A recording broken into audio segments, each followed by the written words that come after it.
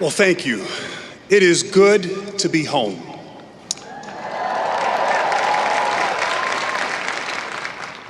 President Price, fellow trustees, families, and the Duke class of 2025, looking distinguished in your blue robes. Thank you for inviting me to share this magnificent and meaningful day with you. To our entire Duke community, thank you for being a part of our year-long centennial, celebrating how quickly we have grown from a regional school to a global powerhouse. In university years, 100 is the blink of an eye. Nothing gives me greater joy than being back on this campus. Of all the places I've played and all the jobs I've had, I am most proudest to be known as a Blue Devil.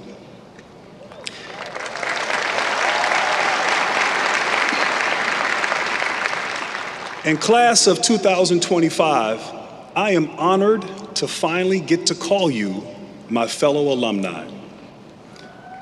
Parents, partners, grandparents, siblings, thank you for everything you did to get your graduates to their commencement.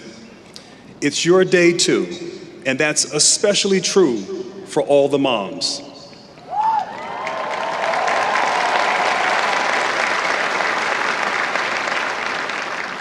To those of you for whom Mother's Day is difficult, I am with you. We lost my mother, Janet Hill, a few years ago, and I loved her, and she loved Duke. My mom was a trustee for 15 years, even painting her nails blue before every board meeting. When she passed away, President Broadhead graciously said she was someone who was quick to rejoice in the talents of others, particularly the young. So, graduates, in her honor as well as in yours, I'm celebrating this Mother's Day by celebrating you. My mom was wise. When I was in middle school, I didn't want to do my homework, and I asked why I even needed to go to college one day. And she told me that college teaches you three things: how to think, how to problem solve, and how to endure. So many times her wisdom echoed just when I needed it.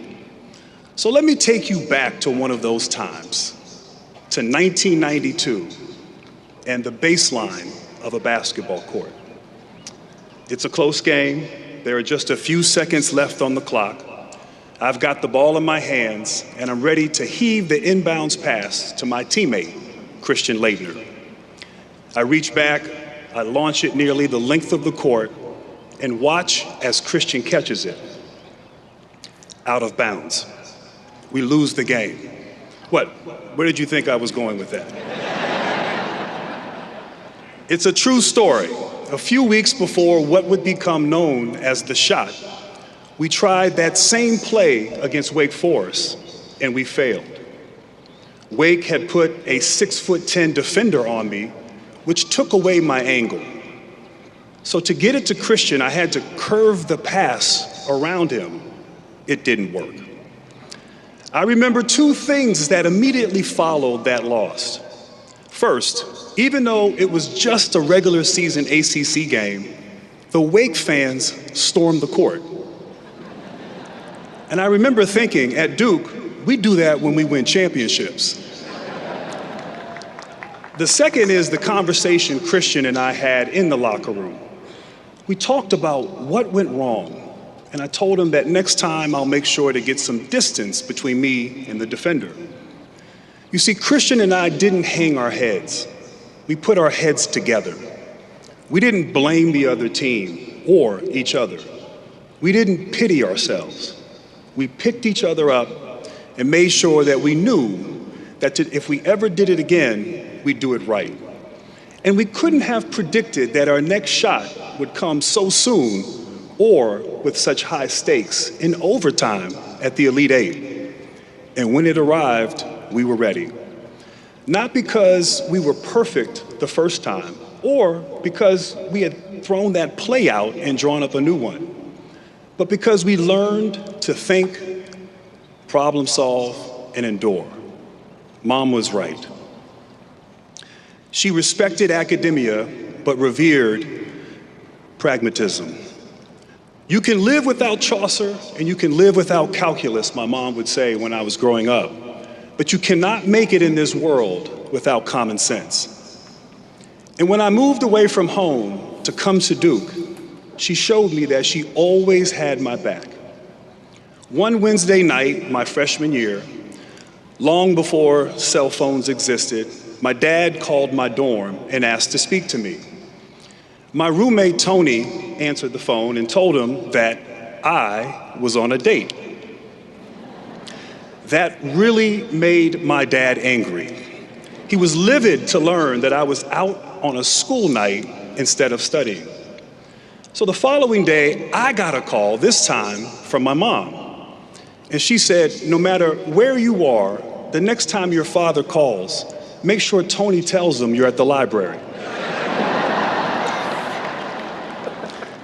One of the best ways my mom shared her wisdom was in a set of principles she took time to write down. She called it her top 10 list of how to achieve success. Don't worry, I'm not going to count down all 10, but I will tell you how it ends. Number 1, always listen to your mother. Even though she's gone, I still do. I still hear her voice. Class of 2025, as much as today is about celebration, I know it doesn't come without trepidation. Outside Duke's walls, the world has changed in so many ways over the last 4 years. And here on campus, after an endless series of tests, it feels like your reward is another one. You've already faced no shortage of them. The exams to get into Duke, the exams to get out, even the daily COVID test you took freshman year, racing to meet the deadline before your Duke card got shut off. And don't get me started on the quizzes you had to pass to get a K-ville tent, just for a chance to get into Cameron. And by the way, I understand that someone here successfully answered the trivia question, what time of day was Cooper Flagg born? Respect. And now you face perhaps the most important test, whether you'll continue to live the values you've developed here, even when the world around you often doesn't. How do you hold on to what matters when so much is changing? I know you have some nerves about what it means to close this chapter. I've heard from some of you about it directly, and I know there's some ambivalence about today. I get it. This is a special place. And you might be worried that once you leave this campus, you'll lose this sense of community. You're nervous about finding your way without the people sitting around you right now. So let me assure you, what makes Duke special transcends time and place. Just wait until the first time you see someone wearing a Duke sweatshirt in an airport, and you'll see what I mean. My wife likes to remind me that this isn't normal. She tells me all the time, this isn't a college thing, it's a Duke thing. And last summer, one of my Duke mentors was there for me at a moment I needed him. It was the end of the Olympics, right before the gold medal game against France, the host country. The pressure was immense. We had underperformed at the World Cup the year before and barely made it out of the semifinals against Serbia. I was worried about, I was going to get banished to the island where they exiled Napoleon. So I called Coach K. He was steady and insightful as always. He broke down what happened in the last game, and he shared his own experiences dealing with pressure. He was comforting and encouraging, and I realized even decades later, even an ocean away, he's still coaching me. It was a testament to the strength of what starts here at Duke and stays between us. no matter how far apart we are in time or place. I know that 30 years from now, someone will be telling a similar story about Coach Shire or one of your many brilliant professors. What made Duke special for you wasn't just the fact that you were on the same campus, bonding over test and tense, or East and West campuses, or Nugget and Peaches. What made this time special was not just a shared space, but shared values: respect, trust, inclusion, discovery, and excellence. What made this community special, one you've helped build and that shaped you in return, is that it's made up of people who mean what they say and do what they say. People who don't just write down their values, but show up with them. Who, over 4 fun but hard years, extended you respect, trusted you, included you, joined you in the joys of discovery and pursued excellence, even when it was hard. That's integrity. In fact, on my mom's top 10, this is principle number 8. Guard your integrity as your most valuable asset, she wrote. Only you can give it away. So here's why I need you to hear this today. Out there in the world you're about to enter, the gap between what's said and what's done is too wide. You will meet people, rely on institutions, and listen to leaders who say all the right things, but when they're tested, they'll run, hide, and fold.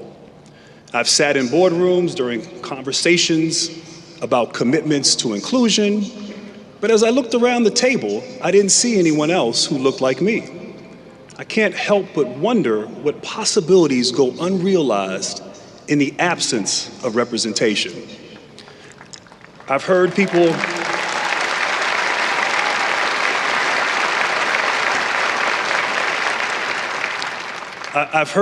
talk a big game in public about respect, but the minute the cameras and microphones are turned off, their language is anything but respectful.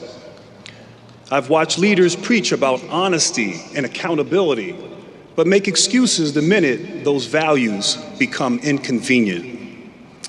And I don't know how many mission statements I've read that pledge to make the world a better place, only to end up adding to the pile of broken promises. So many voices are saying they want to do the right thing. Then why does it feel like so few are following through? Graduates, this is your challenge in your next chapter. Help us close this gap. That's what James B. Duke wanted us to do with the school he created. He was motivated by his belief that education should be, in his words, practical as opposed to theoretical. Not just on paper, in practice. Not just dreaming, doing. Don't just list your values, live them. And yes, my mom knew this one too. Number 7 on her set of principles reads, don't be a passenger in life. You see, she knew that values aren't ideas. Values are verbs.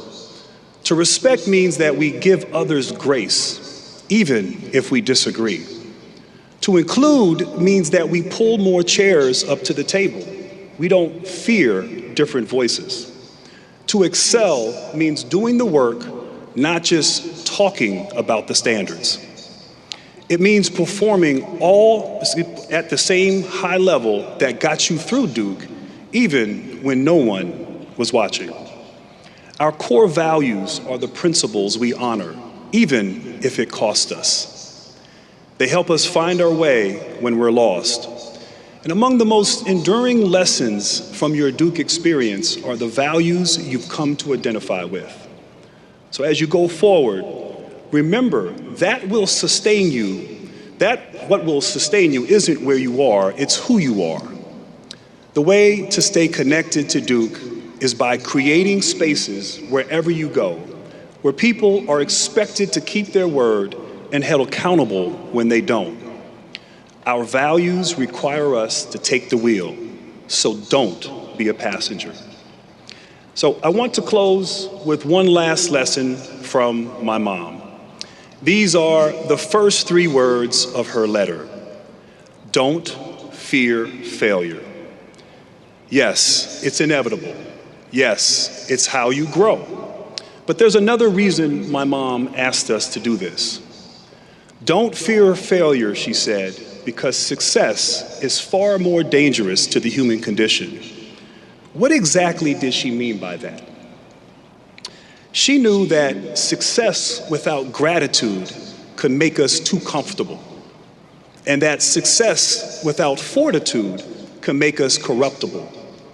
Duke students know how to grind. You hustle. You are super achievers. But if all you've known is success, or if you've forgotten what it took to achieve it, you risk becoming obsessed with accomplishments and affirmation. When those become our priorities, something else gets sacrificed, the integrity that makes us who we are. So class of 2025, you are graduating into one of the toughest tests of our time, whether we mean what we say we believe. The world doesn't need more promises, it needs more people who keep them. But I believe you are the ones who can lead us. Your time here has shown you what it's like to be in a community where values are lived. And because no place is perfect, you've used disappointment to sharpen your convictions.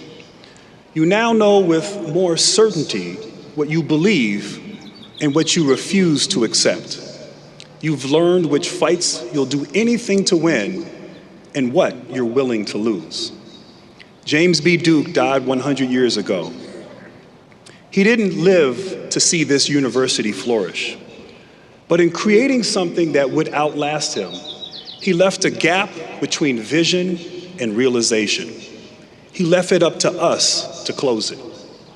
My generation has left too much distance between what is said and what is done. From climate change to inequality to politics, we've fallen short. Class of 2025, be better than us. Duke has given you the tools to recognize these problems, the skills to solve them, and the endurance to persist. So listen to my mother and don't fear failure. Instead, fear distance, the distance between the words and the work, between intention and action. That vacuum gets filled by cynicism. It weakens our connections. It corrodes our communities. If you're going to fear something, fear the distance that's growing between us. Our school's second century will be shaped by what happens here in Durham, but it will be co-authored by what you do next. So however far you travel, keep close what you learned here.